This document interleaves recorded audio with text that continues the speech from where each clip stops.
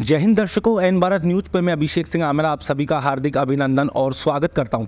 दर्शकों, मैं आपको बता दूं जिस प्रकार से भारतीय जनता पार्टी ने अपनी प्रथम सूची जारी कर दी है, जिसमें 41 उम्मीदवारों के नाम उन्होंने घोषित कर दिए हैं। भारतीय जनता पार्टी की आइडियोलॉजी के अनुसार माना जाए तो श्राद्ध पक्ष में कभी भी सूची जारी नहीं की जाती है। उधर दूसरी ओर प्रसादी लाल मीणा कांग्रेस के दिग्गज नेता का बयान है कि वह नवरात्रि पक्ष में अपनी सूची जारी करेंगे, ऐसे संकेत दिए हुए हैं। हमारे साथ बैठे हुए चेयरमैन हमारे गुंजन जी शर्मा, उनसे इस मामले में टिप्पणी जानना चाहेंगे। जी बताइए सर। जय हिंद सभी को। देखिए, ये पहले से ही उम्मीद जताई जा रही थी कि कोई शुभ दिन देख के भारतीय जनता पार्टी की जो आइडियोलॉजी है उस पर वो अपना पहली सूची जारी करेगी, पर कहीं ना कहीं उन्होंने जिस तरह से सूची जारी है सबको अचंभे में डाला है, क्योंकि ये श्राद्ध पक्ष को एक शुभ दिन नहीं माना जाता। सबको इंतजार था नवरात्रि पहले दिन होगा या विजयदशमी वाले दिन घोषणा करी जाएगी। तो यहाँ पे जो 41 जनों की सूची जारी करी है, मैं इसके अंदर आपको बता दूं कि 7 सांसद जो उतारे हैं वो 7 सांसद इसलिए उतारे गए हैं कि कहीं ना कहीं ऐसा लगने में आ रहा है कि भारतीय जनता पार्टी की मैसेज देना चाहती है कि हमारी तरफ से मुख्यमंत्री का चेहरा कोई भी हो सकता है। तो इसको देखते हुए ये 41 जनों की सूची जारी करी है, जिसमें से 9 से 10 जने ऐसे हैं जो निर्दलीय रूप में भी चुनाव लड़ चुके हैं। चाहे मैं मांडलगढ़ की बात करूं, मांडलगढ़ में उदयलाल भड़ाना चुनाव लड़े थे, 23,000 मत लेके गए थे, उन्हें वापस भाजपा में शामिल करा गया। उसके अलावा मैं बात करूं, गोलमा देवी का टिकट काटा गया है। यहाँ पे वसुंधरा राजे जो समर्थक थे उनमें से कुछ को ही टिकट दिया गया है। और अचंभित करने वाली जो सबसे बड़ी सीट यहाँ पर रही है वो रही है विद्याधर नगर। विद्याधर नगर भारतीय जनता पार्टी की एक ऐसी सीट मानी जाती थी जहाँ पर नरपत सिंह राजवी, भैरव सिंह जी शेखावत जो पूर्व मुख्यमंत्री थे, उनके दामाद हैं नरपत सिंह राजवी, वो वहाँ से जीतते आ रहे थे और उनका टिकट काट के दिया कुमारी जी को टिकट दिया गया है वहाँ से। तो ये संकेत है कहीं ना कहीं कि कुछ बड़ा भारतीय जनता पार्टी में होने जा रहा है अब। अच्छा गुंजन जी, मैं आपसे एक चीज़ और जानना चाहता हूँ। 23 नवंबर को चुनाव की जो तारीख, मतदाता तारीख रखी गई है, उस दिन हिंदू धर्म का देवउठनी 11 जो एक पर्व माना जाता है, काफ़ी लंबा सारा है। तो आपको क्या लगता है कि जो इसमें मत प्रतिशत होगा उसमें कमी आएगी और कहीं ना कहीं इसका नुकसान भाजपा को झेलना पड़ेगा? देखिए, इसका नुकसान तो बिल्कुल सही कह रहे हैं अभिषेक जी, इसका नुकसान तो भारतीय जनता पार्टी को देखने को मिलेगा, क्योंकि 23 तारीख देवउठनी 11 से है। उसी समय में आपका पुष्कर मेला भी लगेगा, कई लोग बाहर से आएंगे, पुष्कर मेले में आएंगे, कई परिवारों में शादी होगी जो बाहर जाएंगे, कई जगह बहुत बड़ा एक व्यवसाय जुड़ा हुआ होता है शादी समारोह के साथ, वो लोग भी बाहर से आते हैं, वो लोग बाहर जाते हैं। तो यहाँ पर ये मैं आपको बता दूँ, यहाँ पर मत प्रतिशत बिल्कुल गिरे और जिसका नुकसान भारतीय जनता पार्टी को होगा, कांग्रेस पार्टी को नुकसान नहीं होगा। कांग्रेस पार्टी, क्योंकि भारतीय जनता पार्टी का कोर वोटर फिक्स है, जिसको मैं मानता हूँ 25% कोर वोटर हमेशा भारतीय जनता पार्टी से जुड़ा रहेगा। जो फ्लोट करता है वो फ्लोट करता है 8 से 10% का। तो यहाँ पे नुकसान भारतीय जनता पार्टी को उठाना पड़ेगा। चुनाव आयोग को ये डेट आगे करनी चाहिए या थोड़ी पीछे करनी चाहिए, क्योंकि ये भारतीय जनता पार्टी के लिए कहीं ना कहीं एक तरह से माइनस पॉइंट उभर के आए जो डेट तय करी है ये राजस्थान चुनाव को लेकर। गुंजन जी, जो प्रथम सूची जारी की है, आपको क्या लगता है इसमें किसका हस्तक्षेप रहा हुआ, संघ का या प्रदेश नेतृत्व का या दिल्ली? देखिए अभिषेक जी, इसमें एक बात आपको बताऊं कि ये पूरी जो एक सूची तैयार करी गई है, ये सेंट्रल अपनी खुद की एक टीम बना रखी थी जिस पे सर्वे चल रहा था। आज क्या होता है कि आप ऐसे देखें कि अगर किसी शहर की मैं बात करूं तो वहाँ पे विधायक के चहेते ही मंडल अध्यक्ष बनते हैं, मंडल महामंत्री बनते हैं या शहर अध्यक्ष बनते हैं। पर ये सूची जो जारी हुई है ये एक सर्वे के आधार पर जारी करेगी कि कौन कितना काम कर रहा था, कौन कितना वर्क कर रहा था। अब यहाँ पे अगर मैं बात करूँ किस खेमे की चली, तो मेरे ख्याल से सभी खेमे को बराबर संतुलन दिया गया है।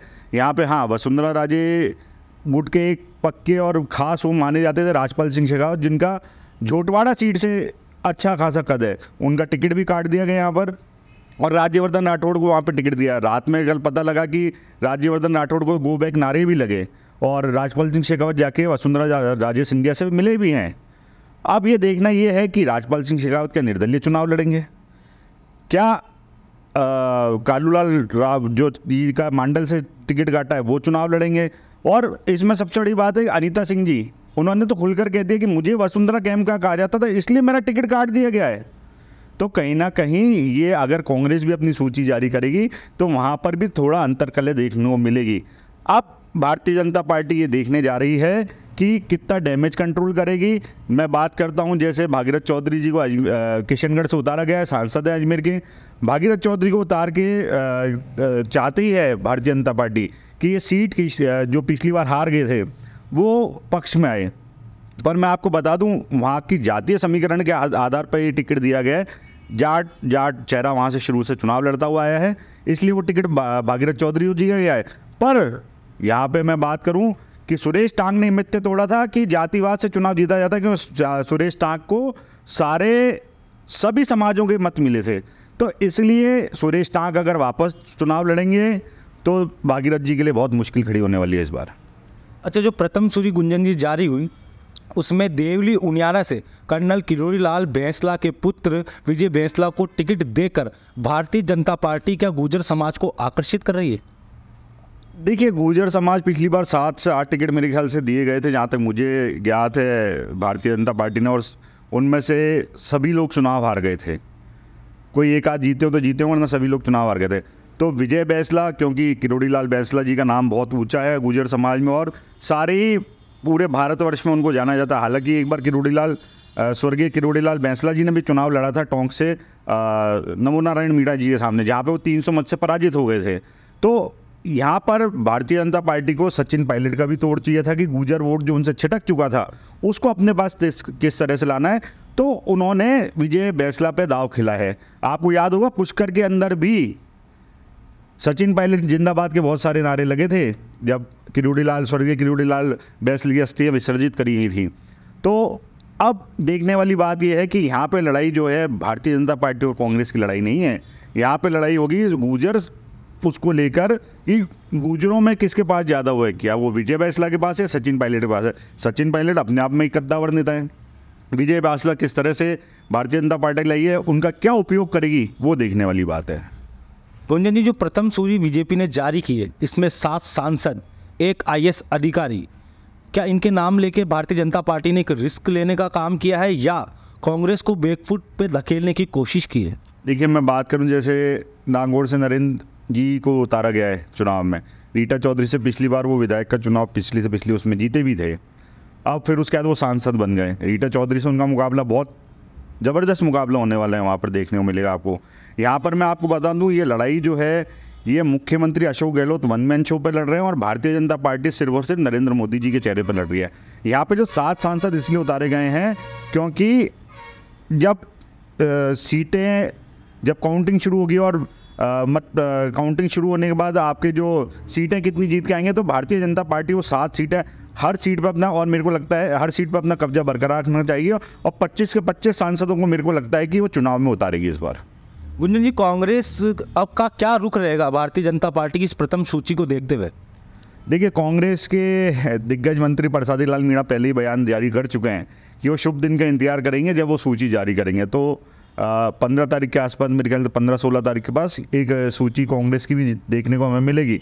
हाँ, कांग्रेस पूरा ये चुनाव जो लड़ रही है वो मेरा माना जाए और तो अशोक गहलोत के चेहरे पर लड़ा जा रहा है चुनाव, क्योंकि अशोक गहलोत ने जिस तरह कार्य करा, लोक लुभावनी उनकी योजनाएं हैं। हालांकि वो कितना कर्जा राज्य को ऊपर आएगा वो अलग बात है, क्योंकि वो लोगों को पता भी नहीं कि उसका फंड कहाँ से आएगा। जो बजट उन्होंने पास कर दिए उनका फंड कहाँ से होगा, कहाँ से लाएंगे। पर प्रधानमंत्री नरेंद्र मोदी अपनी रैली में भी ये कह चुके हैं कि मैं इन योजनाओं को बंद नहीं करूँगा। तो अशोक गहलोत का एक प्रभावी वो देखने को मिल रहा है इस समय। जी गुंजन जी, मेरा आखिरी सवाल ये रहेगा, जो 41 सीटों पे बीजेपी ने अपने उम्मीदवार घोषित किए, इनमें से कौन सी सीटों पे कड़ा मुकाबला देखने को मिलेगा? देखिए, मैं आपको बताऊं, यहाँ पे सबसे कड़ा मुकाबला देखने को मिलेगा लक्ष्मणगढ़ सीट से, जहाँ पे पूर्व सांसद सुभाष महरिया को वापस पार्टी लाई है और उनका मुकाबला होगा गोविंद सिंह डोटासरा के सामने। ये कड़ा मुकाबला आपको देखने को मिलेगा। दूसरा मुकाबला मैं आपको बताऊँ, अगर अनीता सिंह चुनाव लड़ ली तो हो सकता है वो भी मुकाबला कड़ा हो, निर्दलीय अगर वहाँ से लड़ ली तो। लादूलाल पितालिया जो पिछली बार जिनको बिठाया गया था उससे पहले वो निर्दलीय लड़के 30,000-32,000 के आसपास वोट लाए थे, वहाँ एक कड़ा मुकाबला देखने को मिलेगा। तो कमोबेश स्थिति इस बार ये रहेगी कि कई सीटों पे आपको कड़ा मुकाबला देखने को मिलेगा। जो वोटिंग जो जीतने का प्रतिशत होगा वो हर जगह मेरे ख्याल से 10,000-8,000 के अंदर अंदर ऐसा आना चाहिए। दर्शकों, आगामी चुनाव को लेकर फिर हम और करेंगे चर्चा। तब तक देखते रहिए हमारा चैनल न्यू भारत न्यूज़। जय हिंद, जय भारत।